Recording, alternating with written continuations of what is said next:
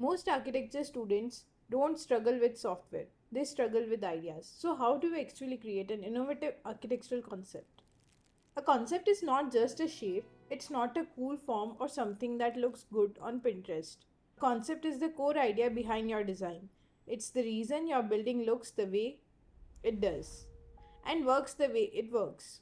Think of it like this: a square, a circle. A random format is not a concept, but connection, privacy, flow, or light. These are ideas that can drive architecture. So, where do these ideas come from? Innovative concepts don't appear out of nowhere, they come from observation. The first and most important source is the sight. Look at the sun. Where does the light comes from? Understand the wind. How does air moves? Notice the views, the noise, and the surroundings. The site is already gives you clues, you just have to read them. The second is the user. Who is going to use this space? What do you feel? What do they need? Good architecture is not just seen, it's experienced. The third is function. How do people move? Where do they pause? How do interactions happen? And finally, nature and context. Patterns, climate, culture. This can shape powerful and meaningful ideas. The best concepts feel like they belong, like they could exist nowhere else. Now let's talk about the actual process. Step number 1: start with keywords. Simple words that describe your idea, like light, movement, openness, privacy, and connection. Step 2: sketch abstractly.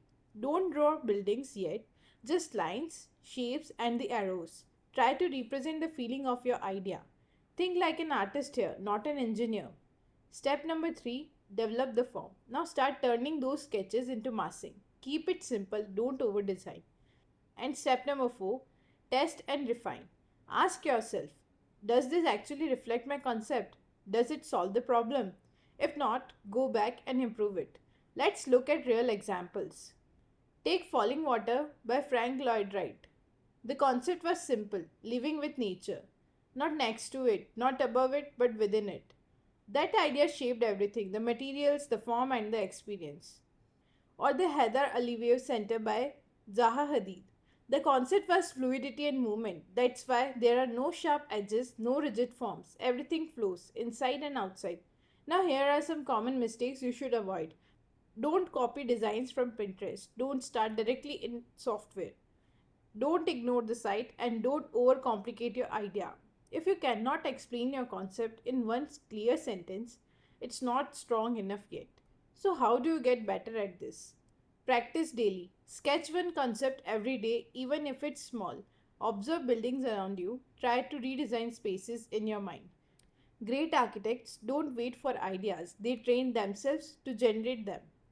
At the end of the day, architecture is not about making things look different, it's about making them meaningful.